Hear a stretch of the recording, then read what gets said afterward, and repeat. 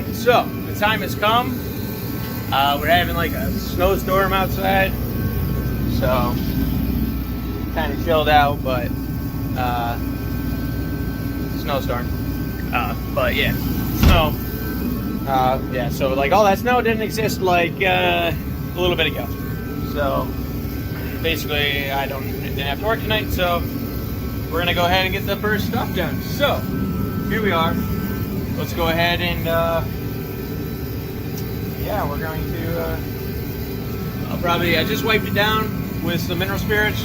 I'll probably wipe it again. I've already wiped it like 4 times, but you know, want to be real safe. And then yeah, so we'll mix up some epoxy resin that I got from buddies at TotalBoat. If you need them, links in the description for everything that I'm using for epoxy wise in the video. I have pigment from them, my carbon's from them, and my epoxy resin is from them. So they worked with me. So go show them some support if you need this kind of stuff. So I know I'll definitely be going back, not just because they worked with me, but because I'm happy with what I got so far. So yeah, and their carbon's pretty cheap, $36 for a yard. That's pretty fair. So I did some shopping around, and that's good pricing. So, and yeah, so let's get to this. We gotta leave this heater going all night, so that's gonna be fun. But yeah, let's get into this. If you don't know, I am very scared right now. I'm worried that I'm gonna fuck something up, and this is a lot of money. It's like $400 or so in materials. So please don't ruin it. God dang it, please don't ruin it. But as I always say, can't be afraid to fail. So let's not fail today. All right, so here we got all our stuff. They do come with pre-measured out pumps, which is pretty simple. I want to do such a large batch and quick, so I'm just going to do it in here. Simple enough. The cups are, so we need 2 to 1. This is 2 to 1 epoxy resin. All right, it's their high performance resin. So yeah, so you go to your 2 to 1.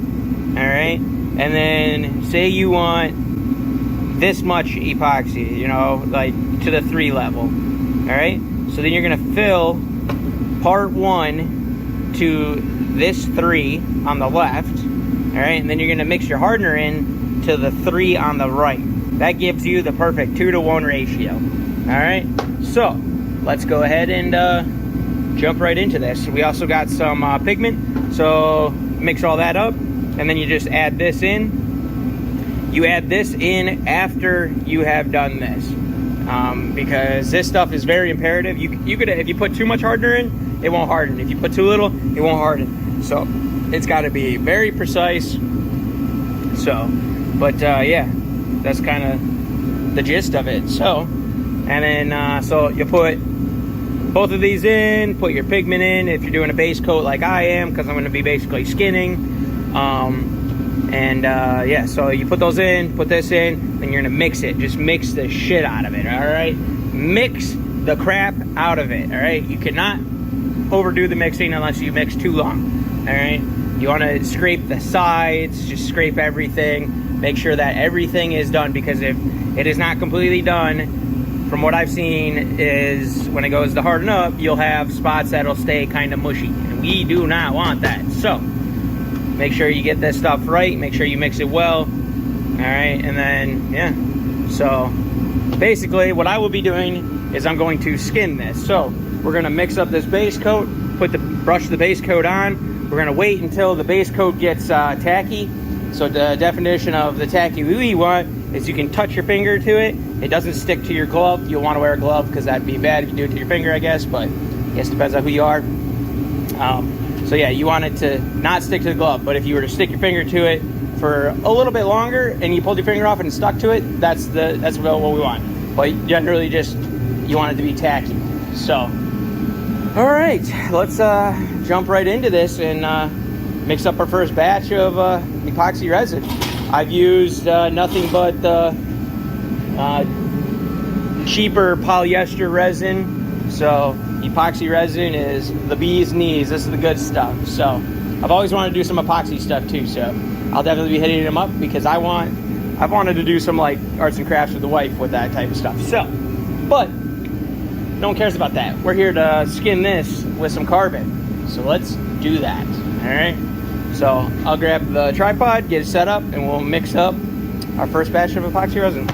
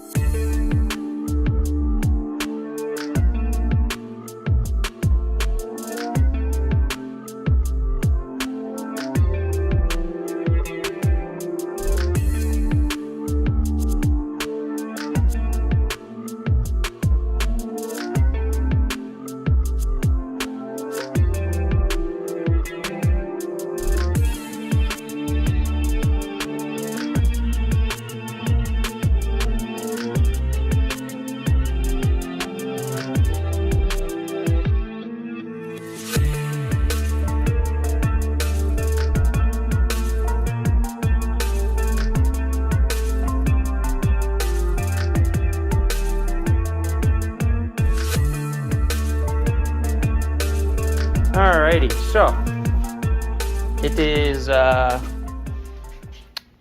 wrapped in carbon. There was definitely a learning curve. You do need to make sure that these, like if you look down it, it's the same color. But if you take one of these, watch, it won't. Trying to get it so. Maybe it's all just in our head. A certain way, I think it's that way. One of the ways, it basically isn't darker, plus it, you know, I mean, it can only look so good. So there is some issues. I'll point out all my flaws because they're learning curves, or they're, you know, you can learn from my mistakes. So this one kind of got a little, so you got to make sure, like when you do the base coat, that it's not too thick, otherwise you can see where it's come through. Otherwise it looks fine. This side got, like when the carbon was being held, it kind of got crunched a little bit, so it doesn't, it's like a fucking eye thing, so like the lines aren't straight, so it looks like divots and shit, but it's fine. This one we got down there pretty good, and this one I think we got down pretty good. So, but yeah, we both the fenders we had to pull up twice because, so this one was because of the color difference. It was really obvious. I didn't like it. And then this one, we got it first try, real good. And then my dumb ass, this was up too high, and I had already cut up here. so I've screwed myself. But yeah, I think other than that, it went pretty well. And then the mouth, that was also a learning curve. It's been freaking dripping, so I got some freaking bleed through space. It's either dripping or it's coming through or something, I don't know. But yeah, and then there's like our seams. I did the same thing, cut, stretch, and all that stuff. I'm happy with it. You may not be, but that's the difference between me and you. So I guess I get to go home and say I did this. So definitely learned a lot.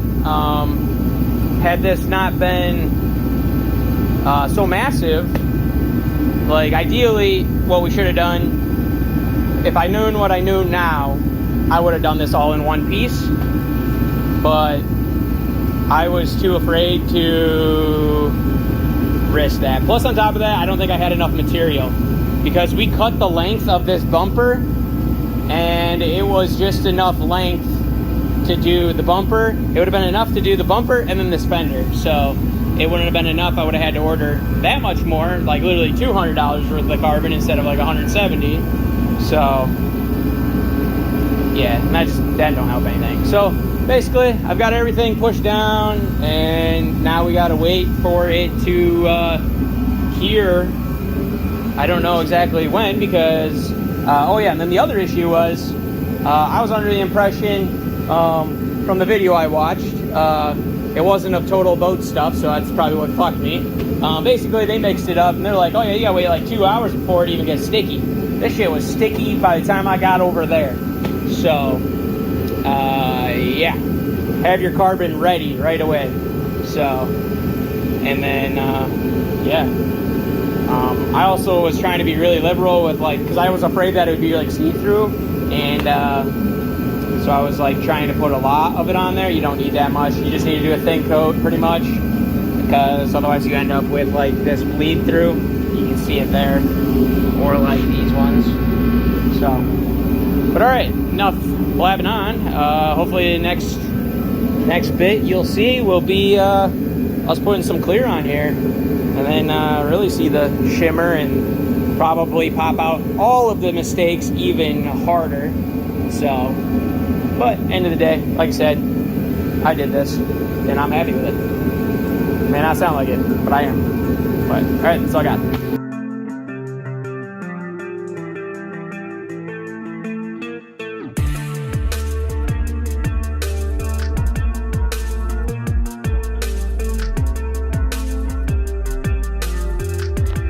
Alright, so it's been one sleep later. I just trimmed up a bunch of the, like the lip and stuff, and the wheel arches. So I'll have to come back in and try and get them as best as I can. So, then this edge. But yeah, so we're gonna mix up another thing of resin and get another coat down. Because it's been a couple hours now, because I slept. So one sleep later. So let's get this thing another coat.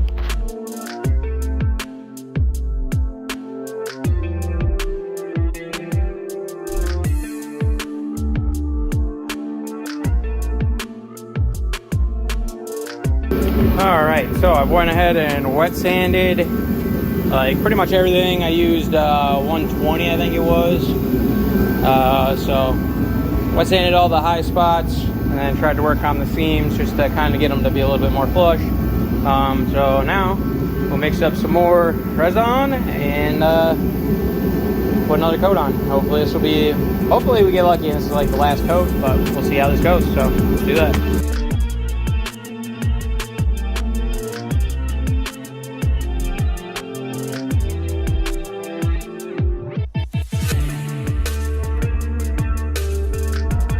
Alright, so here we are. It's been overnight. So what I'm going to do is I'm going to start wet sanding. I guess you don't really need to, but I'm going to wet sand with some 120. And yeah, we'll knock down all these big bumps. There's only a handful. So like here, I must have put too much on and it ran down. And then like over here is a little bit, So, but yeah, basically, we're gonna give her one more sanding, and then it'll have to sit for a while. But just because I need to buy some clear, and the clear is also not cheap. So, but we'll have to get some clear for it. So we'll get it all prepped for the clear, get her down to ready, and then we'll clear coat it, and that'll be probably in. That video won't be out for a while because I have other stuff I got to get done. So, yeah. But we're making progress. It looks sick. So, we'll get some looks at this thing right now before we go ahead and get to ruining the shine, because it'll dull up real quick. So, but yeah, pretty sick.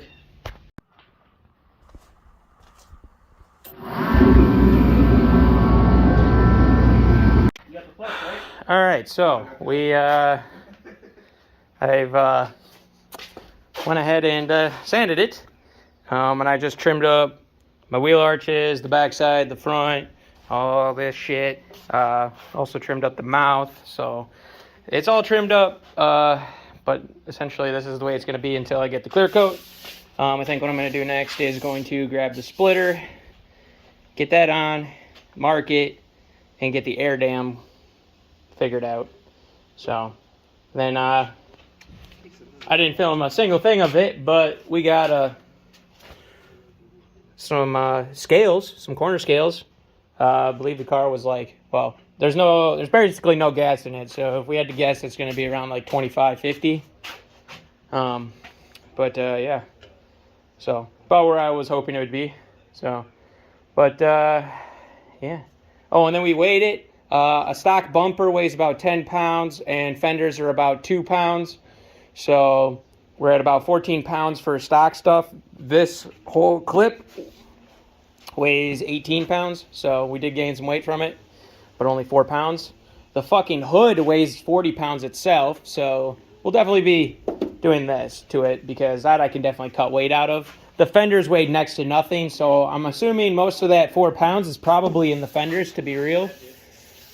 Just because we'll see, I guess. I mean, we also did add material, so to make up the space, but yeah, I think that's the gist. So next step will be do that. I would time lapse, but I can't. Got a guy over here to fix my camera, so this reflection here hopefully will be no more. So let's do one of these fancy things, and then it'll be done. All right, so there it is. I just wetted it because this is what it usually looks like when it dries out. That's what it looks like because it's sanded. And then we got the hood on. It's actually like down. Had to round off the corners. I don't care. I think it's fine. This is the gap. It's like there's a gap compared to my finger. It's not the worst. Again, I've said it before. I don't care about that. I'm actually pretty happy. All I care is like even. So like up here, we're still missing a bolt, so I can fix that with just another bolt. But yeah, like turned out sick. I got everything trimmed up. That's all trimmed up. And then here's the air dam. That turned out sick too. I'm actually really happy with how that turned out. Worked out like perfect. It's like the perfect height and everything. So those are just bolted in. I don't know if you're gonna be able to see them, but there's bolts and nuts holding that in every so often. And that's pretty pressed in against that. So yeah, there's that fender. There's that fender. You can tell me the differences. I personally haven't really seen anything that like really jumps out at me. Oh, and then I will have to trim my hood, as you can tell that. Unless, I'm not going to trim that because I might try and play with this gap a little bit more. But I mean, even then, this gap is still not compared to this. So I cut these apparently too short or something. I had nothing to go off of because there's no hood on it. So, but I'm fine with that. I'm fine with cutting the hood too. It's not a big deal to cut it there. I think I'm contemplating when I make a new hood, maybe get rid of this spot right here. I kind of like it, but at the same time, if I got rid of that, that'd be a nice touch. Even though I don't know. We'll see. Maybe I'll try and do something, like maybe I'll cut up like the whole dash right there or something and do some sort of ducting. So like if there is any trapped air in here, it just comes out here. And when it chucks up rocks, it just cracks my window. You know, cool stuff. So, and then the radiator's all pulled back together. Like, I could go drive this thing right now. But yeah, it looks sick. So, and then, so like I said, this is probably the last video for this for a month or two. I got a couple other builds we're going to do. And then we'll clear coat this. I'm going to wait for warmer weather. I don't want to be spraying in here with that thing going. That's just, yeah. I'd rather, and then plus on top of that, I can just pull the whole car outside, pull the parts off, bring them in here, and then I can just spray in here. So that would work out a lot nicer, I do believe. Plus I need to spray the hood. And then, yeah, I'm sure a couple other things need to get sprayed. So then we also get to determine whether I want to paint the car again or not. If I do, it would be the purple again. I have enough purple probably to paint the car, since now it's half a car need to paint purple. So, also, leave in the description. Should I do, so this is a satin black, I do believe, for the hood. Should I do satin black? This is gloss black from a stock one, but should I do satin, gloss black, or I could do the purple. I could paint the hood purple. So leave in the comments what do you think I should paint the hood. I'm kind of leaning towards, it's between gloss and satin. I'm not really about the purple. I think purple might be excessive. Plus, I like the black front. And that, I mean, eventually the whole car is going to be, you know, this color, obviously. And, okay, and keep in mind, the carbon is going to be hella fucking glossy. So, before I sanded it, it should be as glossy as that, essentially, if not glossier. But, yeah, so that's the drill. Yeah, we'll have to do another video at some point with the scales, and we'll go over all that stuff. We've messed around with them today, but I didn't film any of it because my phone was being worked on, so. But, yeah, pretty sick. And then the roof scoop will probably come off next year. I gotta decide if I'm gonna figure out a different version of, like, I want that forced air for, like, AC. I just need to figure out if I can find a better place to put it. But yeah, if I find a better place, we'll do it. But I'm pretty sure I'm still going to remove the roof scoop.